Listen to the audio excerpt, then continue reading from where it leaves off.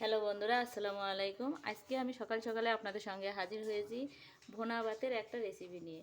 তো কালকে রাত্রি আমার কিছুটা ভাত বেঁচে গেছিলো, সেই ভাতটা আমি আজকে ভুনা করে আপনাদের সঙ্গে শেয়ার করব। তো এখানে আমার 1 প্লেট ভাত নিয়েছি, আর নিয়েছি আমি 6 থেকে 7টা কাঁচামরিচ, আর নিয়েছি বড় একটা সাইজের পেঁয়াজ।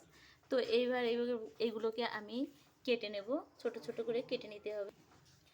এইবার আমি পেঁয়াজটা ছোট ছোট করে কেটে নিয়েছি, কুচি করে নিয়েছি। এখানে সেই 7টা ঝাল কেটে নিয়েছি, আর নিয়েছি একটা টমেটো। এইবার আমি চলে যাব চুলোর দিকে।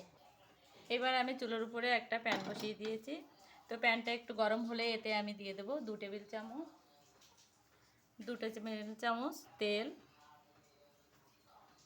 তেলটা গরম হয়ে গেলে এবার আমি দিয়ে দেবো, এইবার আমি ফোড়নের জন্যই ব্যবহার করব একটা কাঁচামরিচ, শুকনো মরিচ 2 ভাগ করে কেটে নিয়েছি। তো এটা সুন্দর করে আগে ভেজে নিতে হবে। একটু লাল লাল ভাব আসলে গন্ধটা ভালো আসবে। এবার দিয়ে দেবো আমি 1 চিমটি জিরে,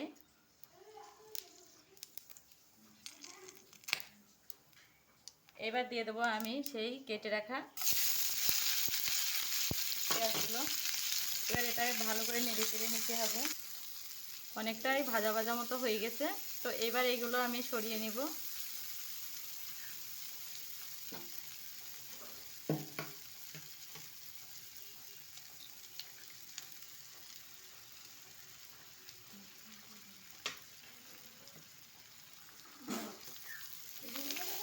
এবার সব একসঙ্গে ভালো করে মিশিয়ে নেব।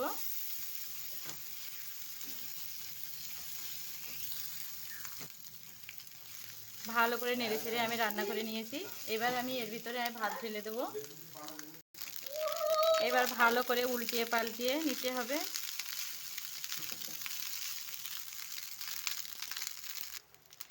ভুনা ভাত রেডি আমার হয়ে গেছে। তো এটা হচ্ছে ফরিদপুরের বিখ্যাত খাবার। এরা ফরিদপুররা বেশিরভাগই সকালেই এ ধরনের খাবার খায় যদি তাদের ভাতটা থেকে যায়।